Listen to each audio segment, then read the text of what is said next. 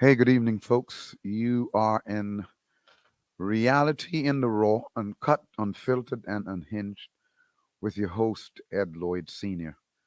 We had some major setbacks because of aerial thunderstorms and inclement weather, but we still bringing you the show tonight. So I hope you tuned in. Again, the energy is not where it should be, but guess what? We're bringing you the truth, and the truth carries energy with it. Again, you tune into reality in the raw, uncut, unfiltered, and unhinged. I'm your host, Ed Lloyd Sr. We start with our ground rules and we state our mission. Our mission is to invite and to encourage healthy discourse about relationships and other life issues in an effort to inform, to educate, and to find practical solutions to help people navigate through difficult life circumstances. Though the topics are expected to be controversial and thought provoking, our intention is to create an environment of love, of peace, of understanding, of forgiveness, and restoration to those who would listen and engage. In that regard, this is not a platform for embarrassment, for airing out personal differences, for lambasting people you may dislike, or defaming the character of any individual. So, in this regard, we'll entertain no rudeness, no toxicity, no vitriol, no hate, and no disrespect to myself or anyone else. So let's keep this platform clean, jovial, energetic, with lots of fun so we can all gain something positive from it. Again, I'm your host, Ed Lloyd Sr., and you're tuned into reality in the raw, uncut, unfiltered, and unhinged.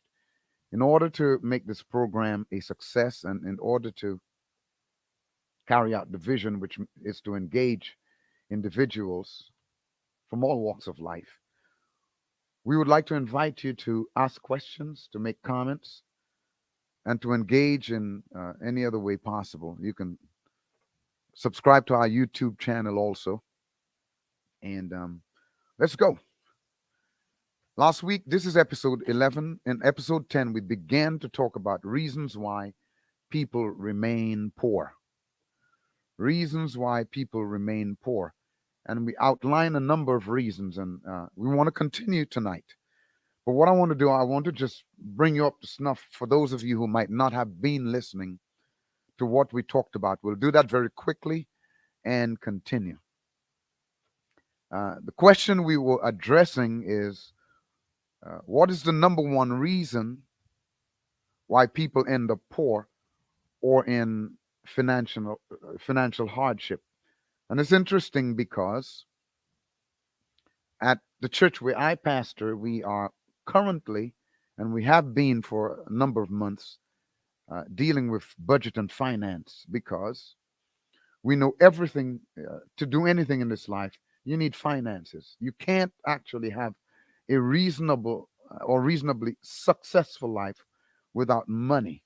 And we also know that, especially for in our community, in the black community, we also know that poverty has been a generational cycle.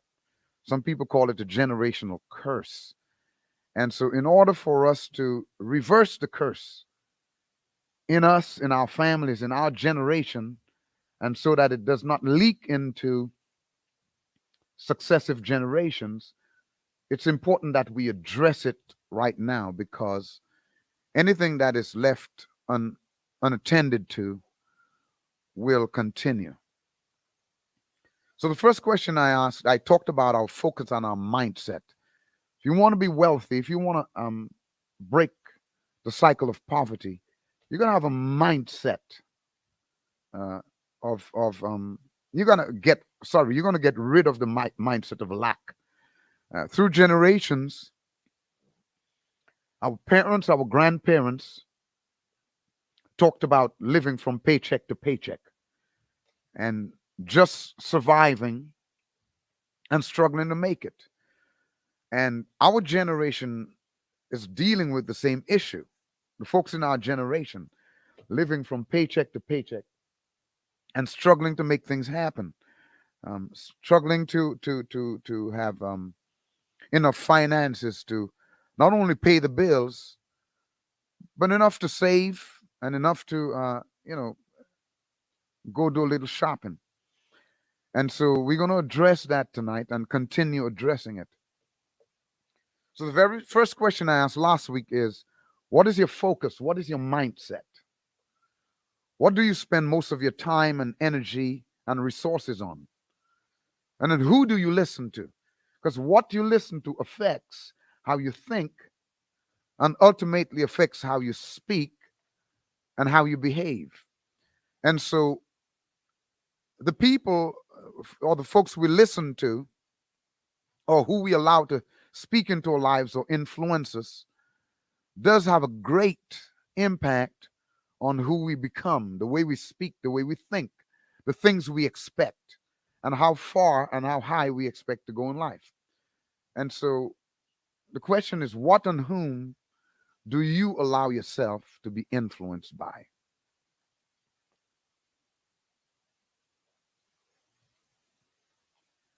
Now, forgive me, but I'm going to be drinking a little bit. This is water. This ain't strong drink. Now, we talked about many people in our generation are not experts at managing their own finances. And because of that, they end up broke month after month. Or let me switch that. If you're a person who's struggling to live and living paycheck by paycheck, and you have a regular job, a decent job, it would seem to me that you may not be an expert in managing your own finances. And so, to continue the pattern of managing your own finances and seeing no change over an extended period would tell you something. And that is, you probably need help in managing your own finances. And I'm going to stop there for a minute. In this season, in this time that we live in, uh, everybody likes to be independent and to control their own stuff. And it's interesting to me that people could be failing at something and they'll become so stubborn they wouldn't stop to ask themselves the question, why am I failing in this? And then we get so independent, we don't like people to help us. But let me tell you something. If you're failing in an area and you're failing constantly in that area, that may obviously be an area where you need help. And so in a time and an age where everybody wants to be independent and everybody wants everything to be a secret and everybody wants to control their own stuff, we need to ask some serious questions, because somebody said, if you do what you've always done, then you always have what you always had.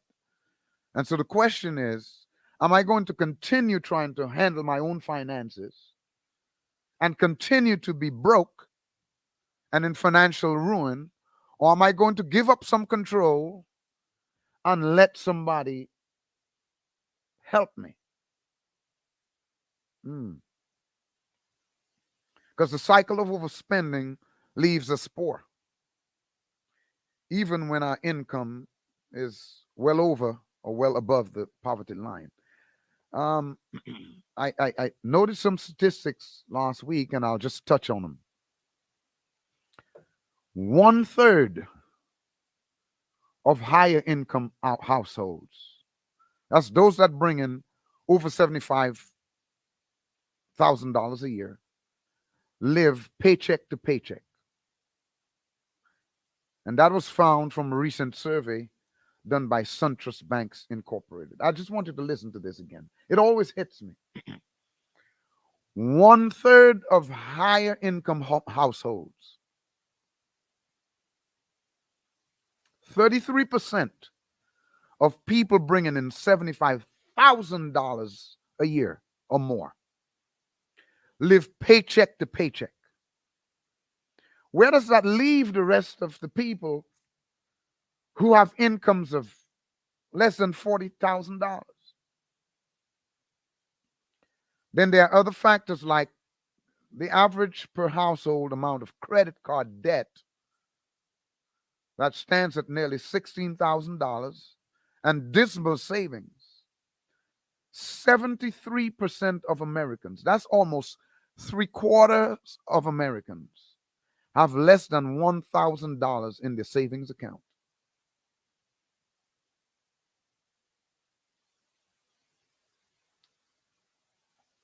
73% of all Americans. that, that means a little over 7 people out of 10 have less than $1,000 in the savings account. Let me put it another way. Only 3 people out of all 10 people have over $1,000 in their savings account. Man, why are people with relatively good income broke all the time? Why are you broke? What's your issue? What are you dealing with that makes you live in such a tight from paycheck to paycheck, even though your income is pretty decent? So we discussed a good number of reasons, and I'm just going to touch and go till I get to where we were last week.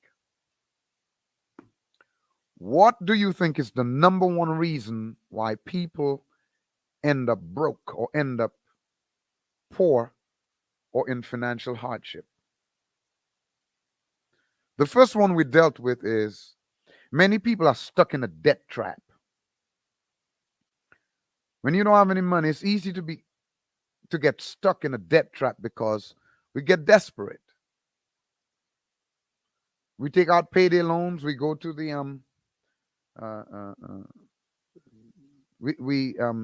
debt settlement scams, take our money, or even using the credit card for emergency. Shouldn't be living on credit cards. If you're living on credit cards, means you're poor, you're broke. And so because of we live in a tight, we live in a tight, I call it in a tight, struggling from paycheck to paycheck. It's easy to make rash decisions, but these decisions keep people broke. The second one was it's easy to ignore big debts. When you're broke and all these bills are coming in, sometimes you just don't want to see them because they become a source of frustration and anxiety. But if you avoid a problem,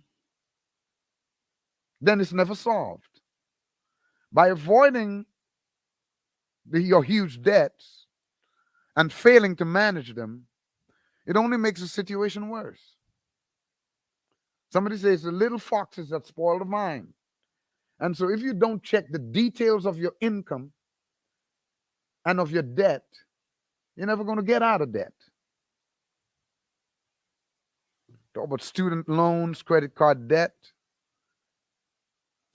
And there are programs that can help you with these things. And I encourage you to go do research. Don't just turn off, man, and ignore the bigger debts or your debts.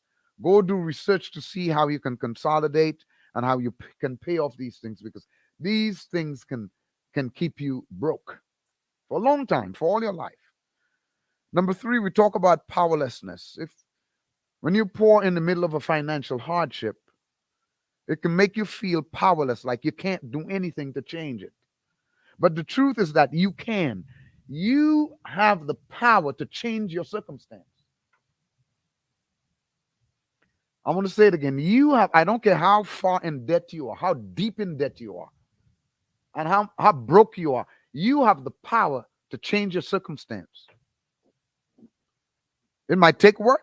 It'll take some risk. It'll take serious contemplation and planning. and changing some daily habits. But you can do it. Many others have, and you can too. You got to get accurate.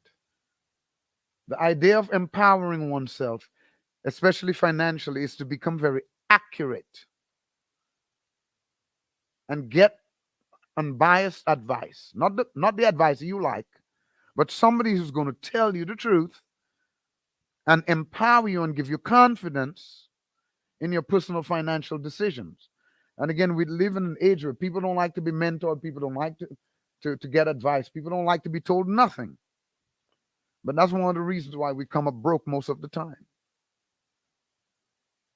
Good, responsible mentors can help you take steps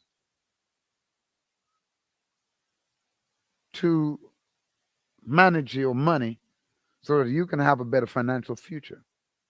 The Bible says people are destroyed because of lack of knowledge. One statement I made last week, and I want to make it again this week. I think the psychology should shift from how can I spend money to make me happy to how can I use this money that I make to make to buy me financial freedom in the future. We live a life, everybody wants everything now. There was a commercial that used to say, it was a J.G. Wentworth that says, "I want my money now." The problem with us, we live in a society where everybody wants everything now, and nobody thinks about putting away for the future. Nobody thinks about not getting what I need, what I want right now, so that I can have what I need later. The issue is that we just, you know, we selfish, man. We just want what we want when we want it and how we want it. Then we want to go to church and pray that God somehow will send a miracle or do some magic to fix the crap that we continue to do. That's not how it works. If you mess it up, you got to fix it. And if it takes time to mess it up, it's going to take some time. We live in a quick fix generation. I want something now. I just take a loan, use a credit card to get it. And then I want God to perform some quick magic to fix it. It's not going to happen. Most of the time, that's not going to happen. Number 5, we talk about, very important. I thought about that all week, man, about paying yourself first. How many of you ever thought about paying yourself first? When you get money, when you make money, before you go pay all the bills and go spend that money somewhere else, what about paying yourself first? Somebody said the number one reason why people end up poor is because they don't pay themselves first. Paying yourself means when you get paid, you take a portion of your paycheck, of each paycheck, and you put into savings, put it into a savings account before dividing the rest out to cover expenses. Before you pay your bills, you take a little bit of your paycheck and you put a portion to save for yourself. And like I tell folk, I don't care if it's $5, $10 a paycheck, $20, $50. It's the habit that counts, because the generational cycles that hit us are cycles that are formed through habit. And so we got to break the habit, and that takes time in order to break out of these prison of cycles. Number 6, we talked about you put today's happiness before your financial needs. My God. Poverty is generational. Usually it's generational. And if you grew up in a family that's poor, it's kind of a bad environment to try to make progress.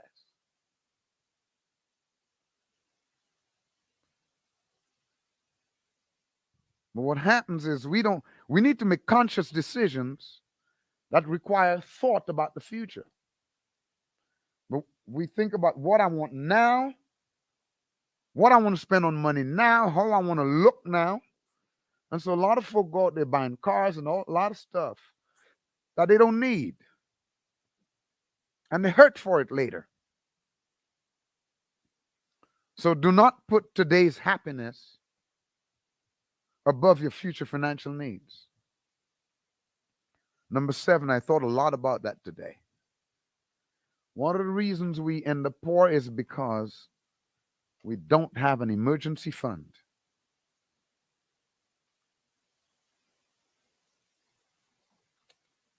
Now, if 73% of Americans have less than $1,000, 73% in their savings account,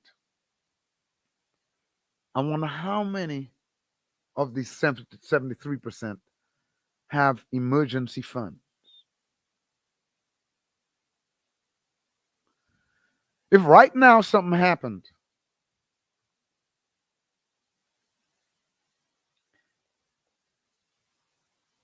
if right now you have an emergency in your life and you needed $1,200 right quick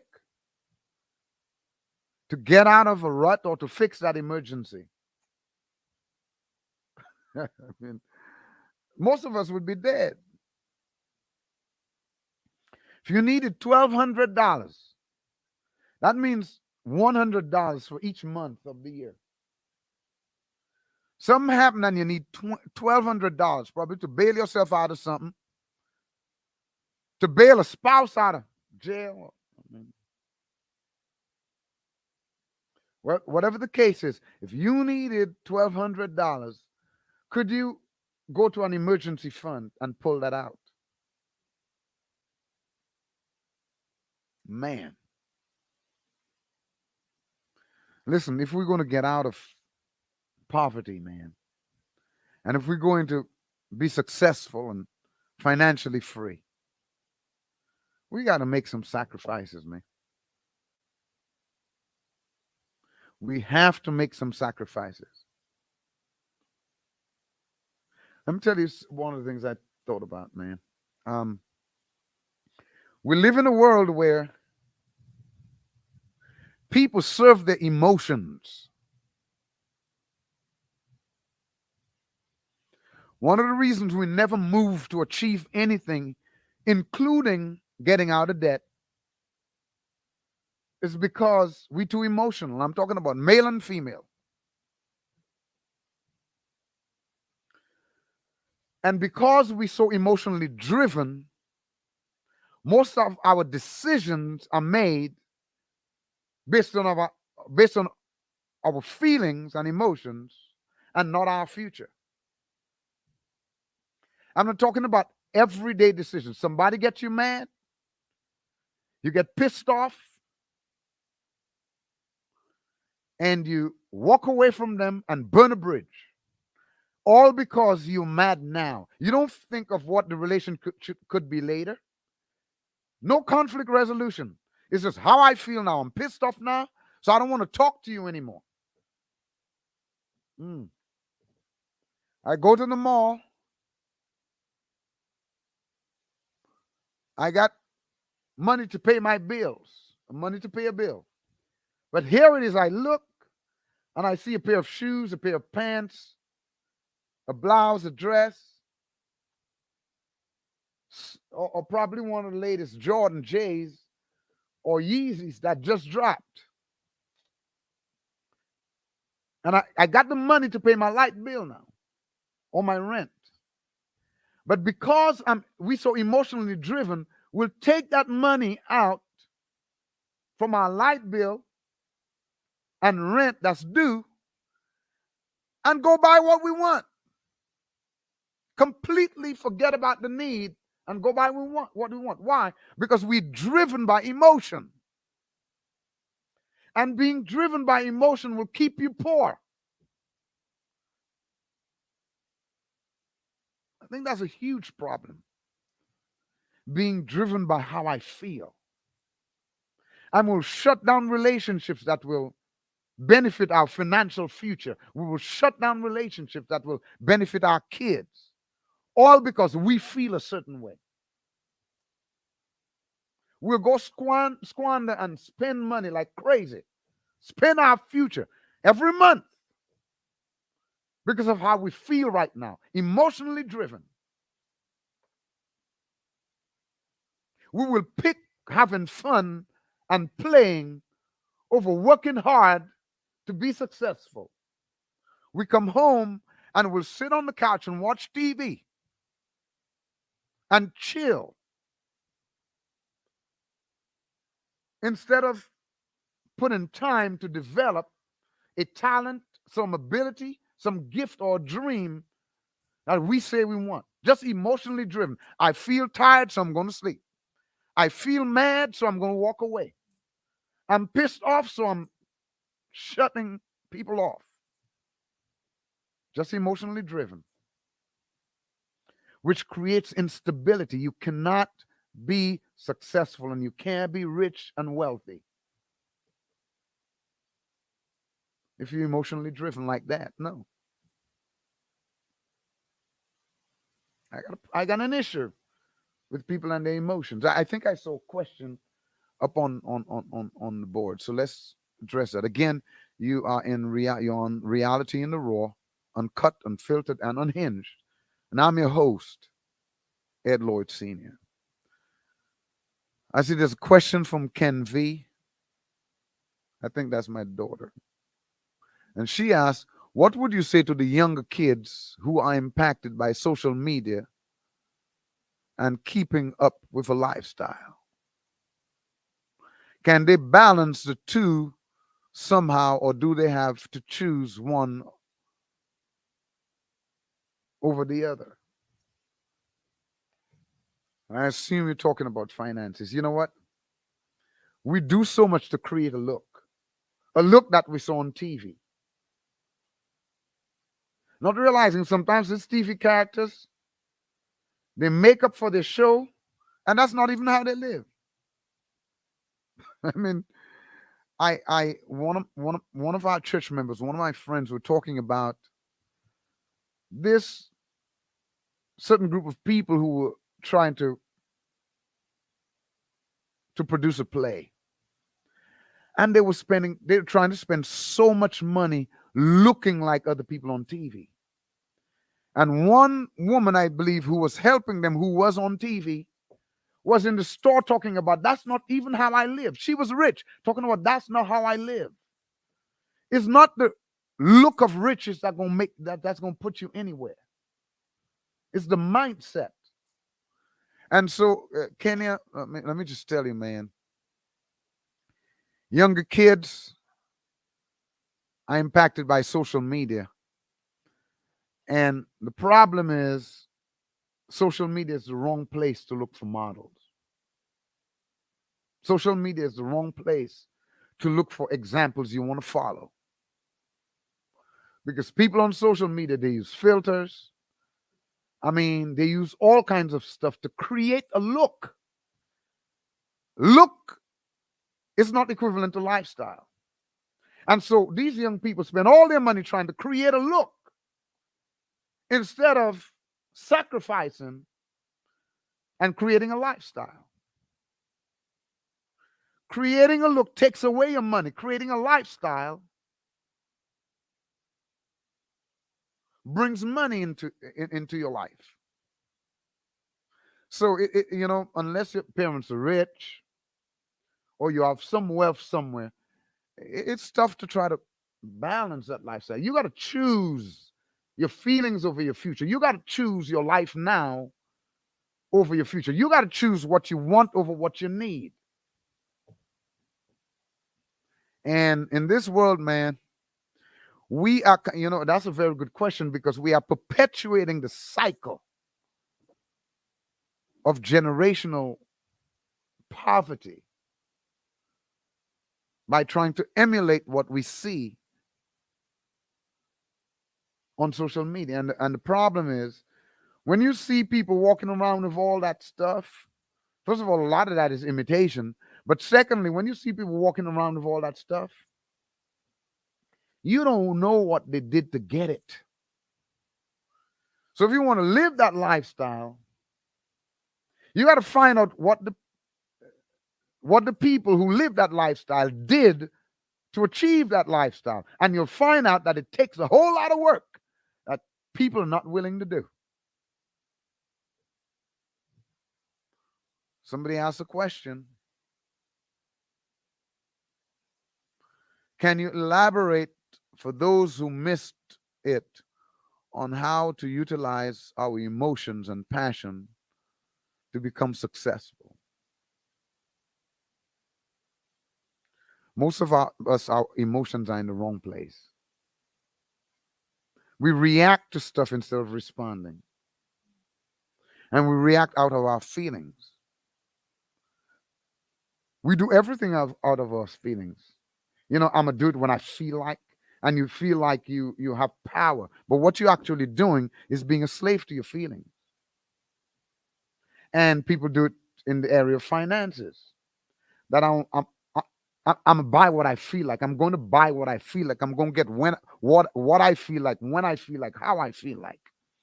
And it makes you feel powerful, but you are actually becoming a slave to your feelings.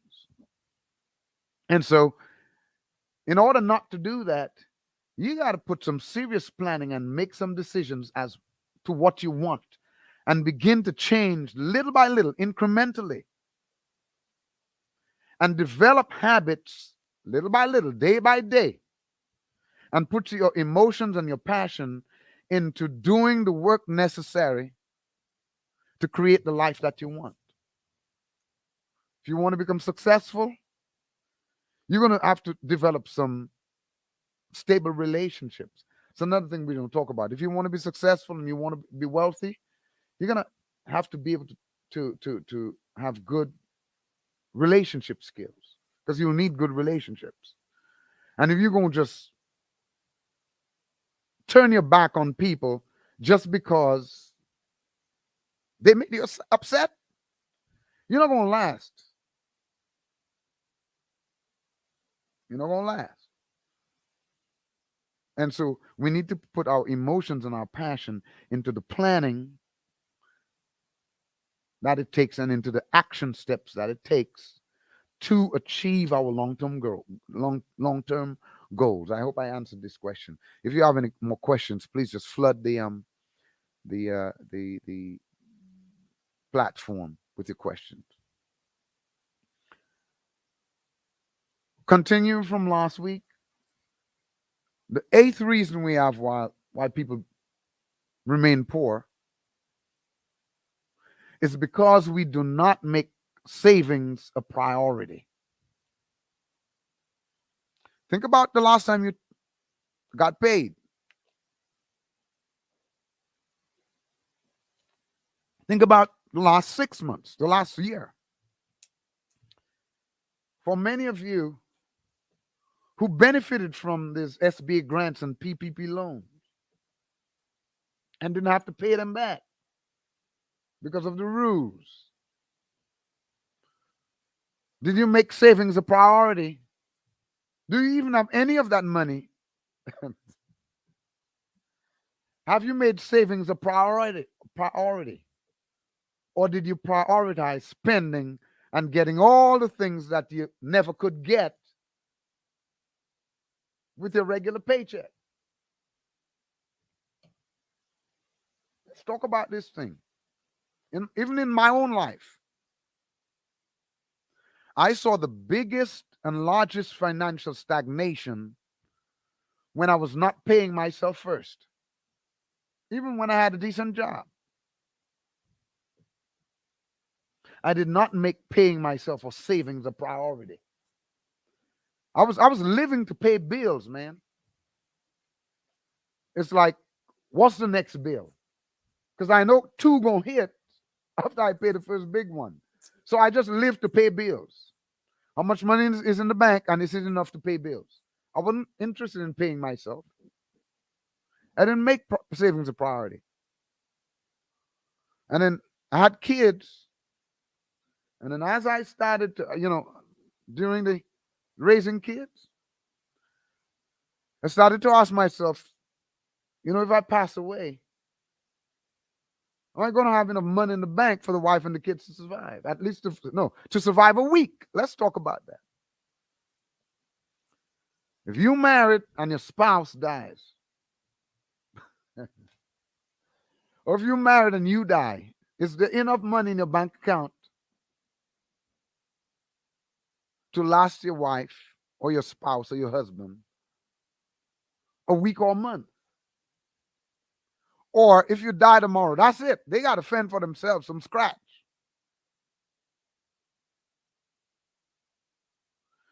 When you get paid, make sure you're saving those first few dollars for your own future. And I know you want to use it because you have all the list of things you want to buy, but ask the question, is it worth it? And do it automatically each pay period.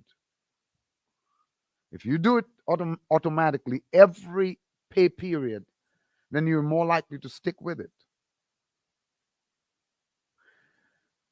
The point is that you will get ahead financially if you make savings a priority. I got a question. That seems like a decent long question. Why do you think money hardly stays within the black community? That's a loaded question. When so many of us are entrepreneurs and offer services, we often take our services to other places and not pour it into our community. Well, that answers the question. Leave the question up there.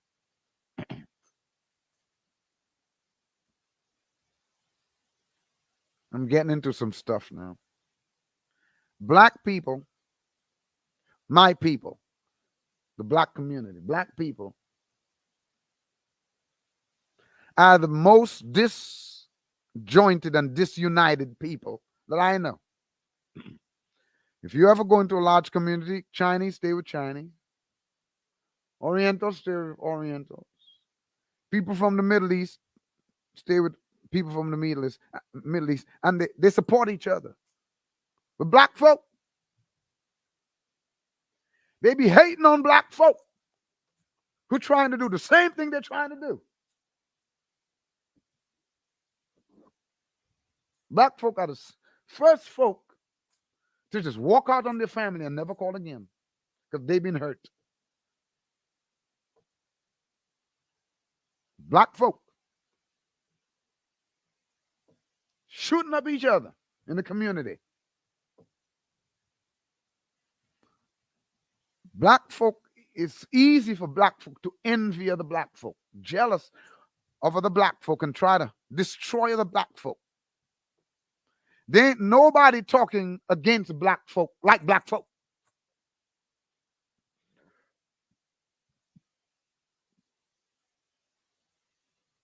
We don't like to support each other. How is money going to stay in our community? If I need a photographer, surely. What do we say? Well, I need a photographer for this important event, and I want them to be professional, so I got to go outside of my race.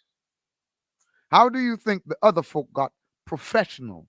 Because their own community supported them when they were nothing. Then we talk about the church. Jesus help me.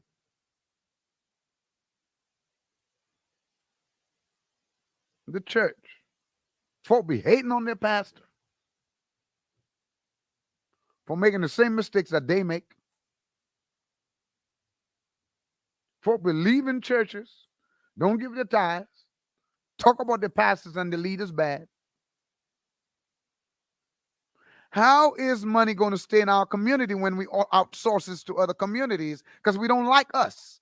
And it's not the pastor that we don't like. It's not the manager at the store we don't like. It's not the teacher and the principal. We don't like ourselves. And that is one of the greatest generational cycles that we go through. We don't like ourselves. When I don't like me, I'm not going to like you. Because in order to like me, I've got to have love for me. And if I don't have love for me, you can bet I don't have it for you. I can act it, but if I don't have love for me, I wouldn't have it for you. I like that question. Many of us are entrepreneurs, but how many of us you see come together? I mean, people be doing like they have the same interest, but they will not come together because everybody got to be their own king and their own queen.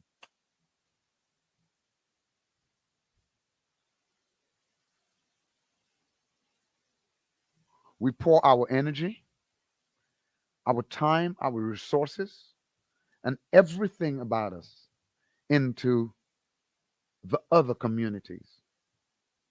We go to the other stores. We don't like our own because we don't like ourselves. That's one of the reasons why we don't pay ourselves. We don't think we deserve it. We've never been put in a position to be told and to train ourselves that you are worth it. Your future is worth it. The future of your kids is worth it. We don't learn to build our own communities. Always looking to the other folk because we don't trust each other because we don't trust ourselves. That's a huge question.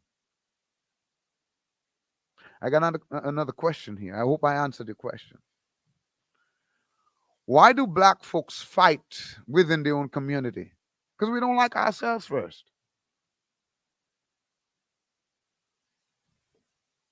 Look at how we handle each other.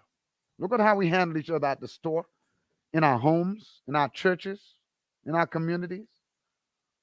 Folk don't even like to say hello to each other. We the only race that got this craziness going on. As soon as, and then as soon as we make money, we got to leave the area where we come from. We got to go to the other side of town where the people got the money. And so we never leave our resources in our own communities to build it up once we make it. We take our money to the white community and then expect the white community to come build up our community when we forsake it. Let me tell you something. If you don't like your home, why would you want me to like you? Like it. If you don't like your community, why would you want somebody else to come and build your community up? We get really crazy. The other part of the question, I guess, a comment is we don't seem to work together to get things accomplished. I have so many white counterparts who are so willing to help.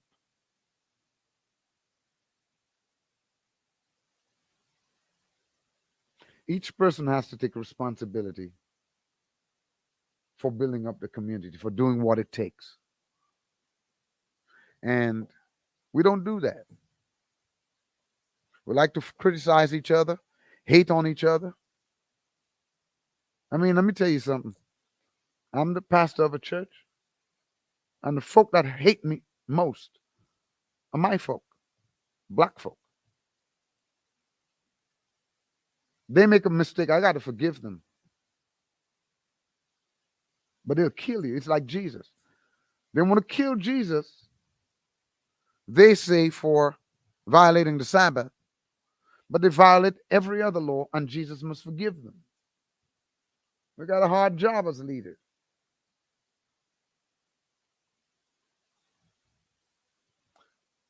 Kenny's got a question. Can you address how professionalism affects money flowing into the black community, especially when it comes to hairstyles, nail techs, beauty services? That's a loaded question.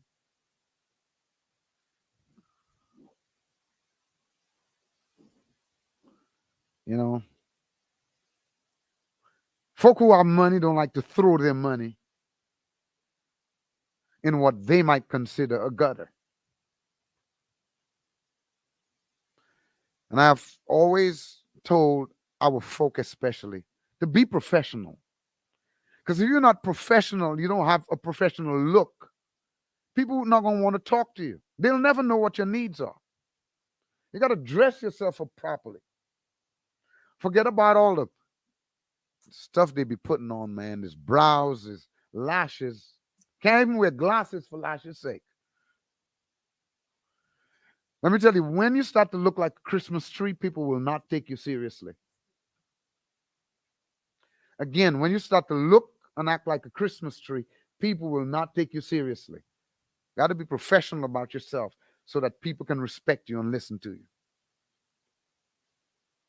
Keep the questions coming, people. Number 9. Kenny, I hope I answer your question. I got another question. How do black women who struggle with their self image and confidence begin to restore it without becoming stuck up?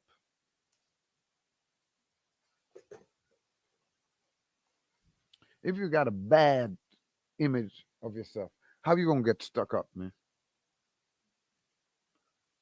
How you gonna be stuck up, yo? If you have no confidence, how you gonna be stuck up, yo? Anyway, let me try to address the question there. How do black women who struggle with their self-image and confidence? Well, as a counselor and as a relationship coach, if you're struggling with your self-image, we got to find out why. What part of the image are you struggling with? Somebody probably told you were ugly. They're probably right. So we can, if they're right, we have image consultants that can help you look presentable. If you lack confidence, we want to find out why. Some people lack confidence. I mean, for various reasons. They might not be doing well in school. They might be in a competitive sport where they fail. So what we do is we gather information and find out what makes you feel like you're inconfident. You're not confident. What makes you feel like you have a poor self-image? And we try to do all we can to restore that image.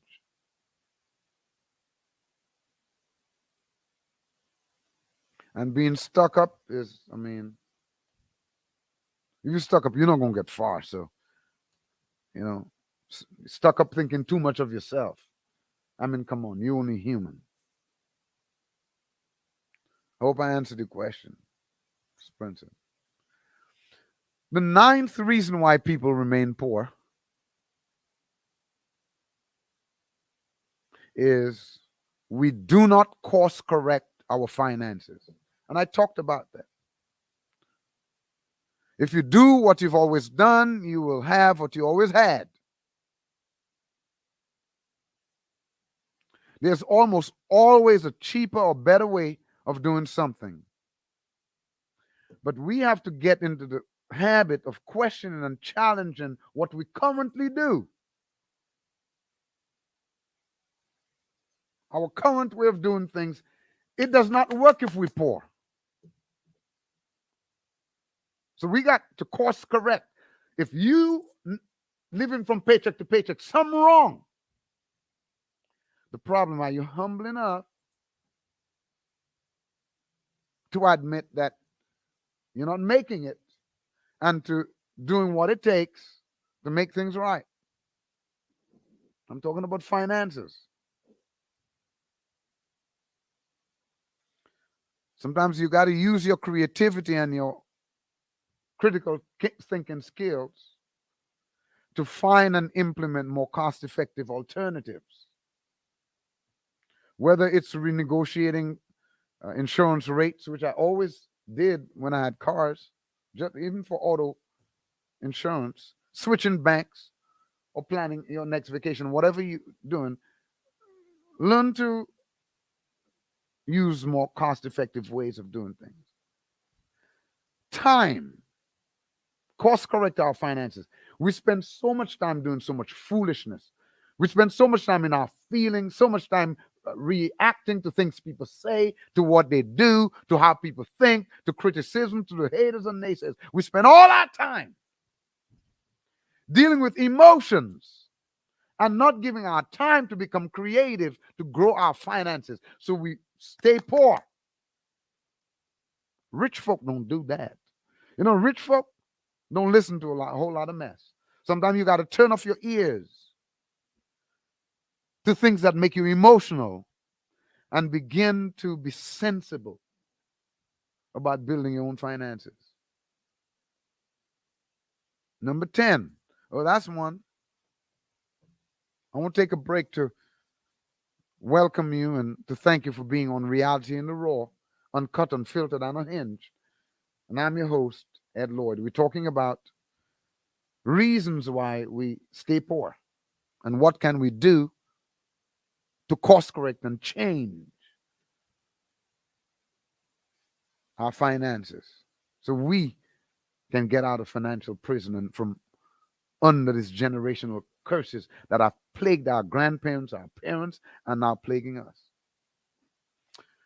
Number 10 reason why people, I think I'm this is serious. Number 10 reason why people remain poor and broke. They spend too much on housing.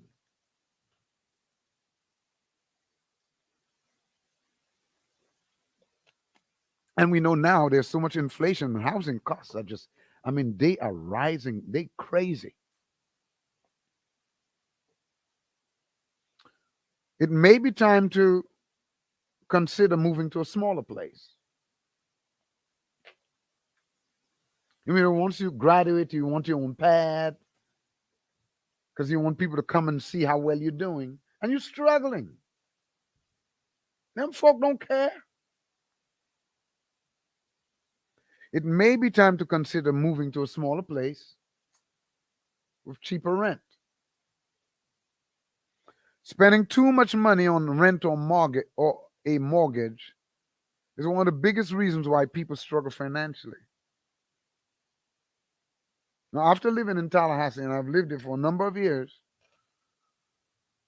I have met hundreds of college students and young people who are house poor. That's a different kind of poor. These are usually people who make an average, above average income, but end up spending too much on rent. How can you be living by yourself and paying $2,000 for rent in Tallahassee, Florida?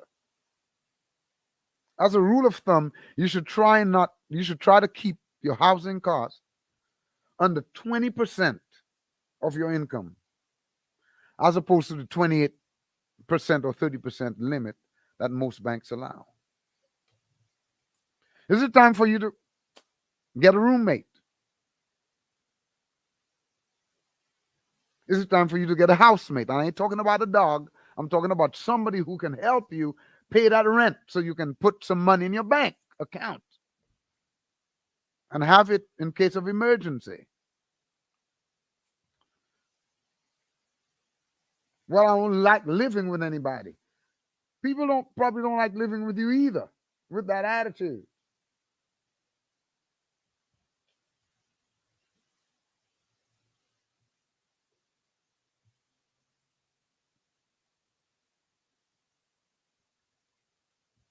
House poor. They have a good looking apartment, good looking duplex. They got the space. They by themselves now. They got the space, but they piss poor.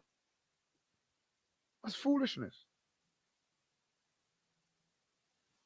It's time to make some, especially in this time when gas prices, prices of food, prices of material, I mean, everything is up. Don't talk about rent and housing. It's probably time to make some hard decisions about how we live if we don't want to be house poor.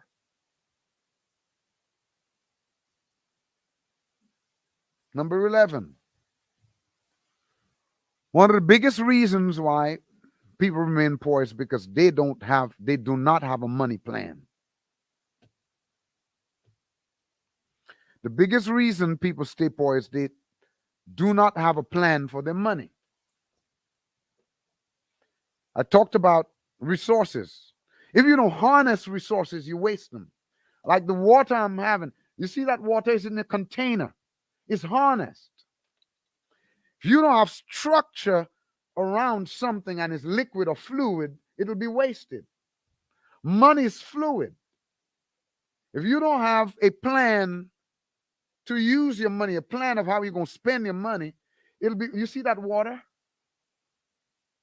Once it's not in a container, once I can't contain it, I spill it on the ground, it's lost, it's wasted. And that's what we do with finances. Our plans and budgets become structure in which we can house the finances so they don't have to be wasted.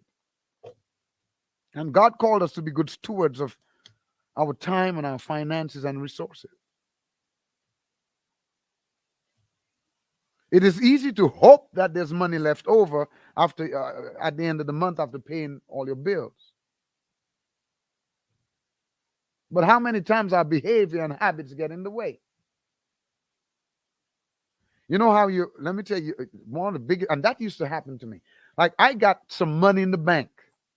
I got some automated payments, and you know, we don't think about that. We have money in the bank and we're like, I, I think I ought to, after week, you're like, I think I have $700 in there. When you go in there, you see it's $1.12. Because you did not have a plan on how you're going to spend that money.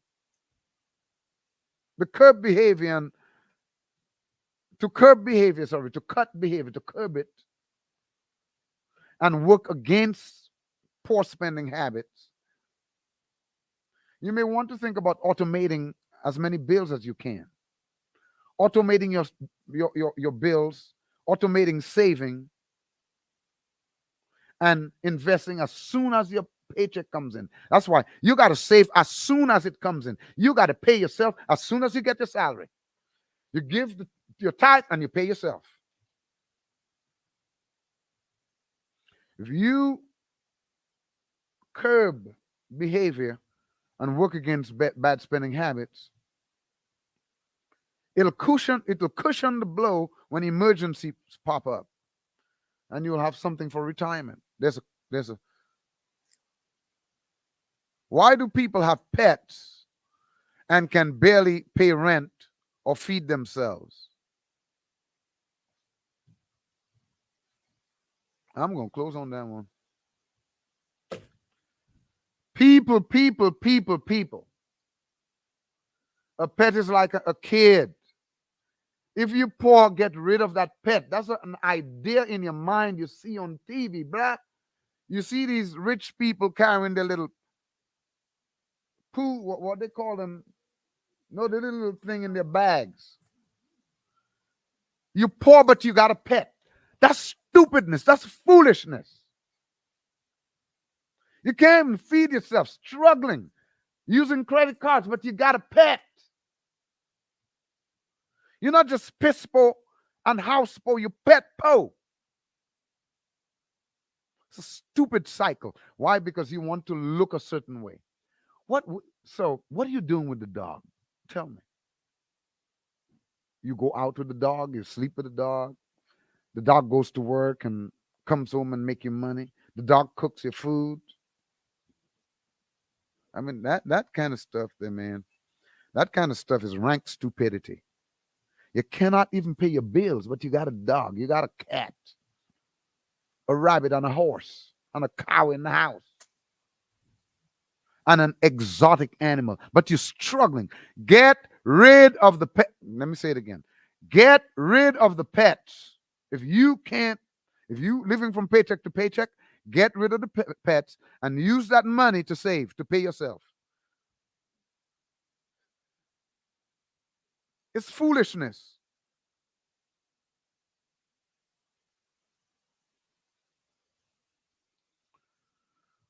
Why would you have a pet? You know why? Because it's emotional. The pet does something for me. Here we go again, emotionally driven. When I was young, I used to say when I was young, I used to say if I get married and my wife wants a dog or cat, I'm coming there with the horse or a donkey. Pet for pet. Thank God my wife does not like pets. Well, we like pets, but we just don't have them. We're not going to be trying to raise a pet and we don't have money. That's not sensible. It doesn't add up, man. We gotta begin to be responsible and make some decisions about our financial future. And a whole lot of it is what w- do I need to sacrifice now in order to live the life that I want to live in 2 years, in 5 years down the line? And am I really willing to make the sacrifice, or is it going to be all talk, but yet I'm driven by my emotion? Hey, you're in reality in the raw, uncut, unfiltered, and unhinged. I'm your host, Ed Lloyd, and we coming to the end of the show, talking about the generational cycle or the generational curse of poverty and what keeps us poor and what can we do to get out of these cycles of poverty. We are too emotionally driven, and in our communities, we can't get together to build nothing. I already gave you 12 ways in which I think we remain poor. I'm going to just state them right now, just state them and move the list of them. Reasons why you'll always be poor. Number one, you're stuck in a debt trap. Number two, you ignore large debts. Number three, you feel powerless. And you know what's funny is that the same goes for relationship. You feel powerless. Number five,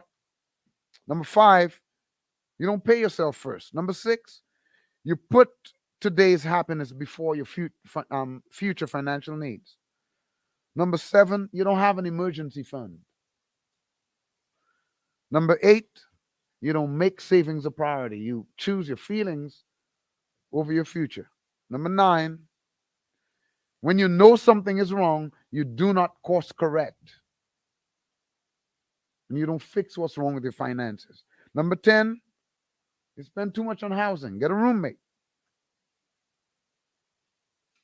Number 11, you do not have a plan for your money. You don't have a money plan.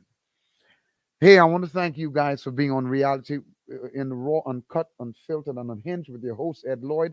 We want to thank you for coming, for engaging. We thank you for all your questions. I thank my production and crew for doing what they do. And I also want to remind you to subscribe to our YouTube channel. And we are going to take next week off. And our next Reality in the Raw will be on Tuesday, June 28th at 7 o'clock. We look forward to seeing you. Please DM me or send your comments through the YouTube channel in the chats so I can answer some of your questions. It's been a pleasure being your host. It's been a pleasure doing this program. This is episode 11. We're going to do episode 12 on June 28th at 7 p.m. Till we see you again, we love you and we look forward to growing these finances and getting out of poverty and out of debt. Thank you.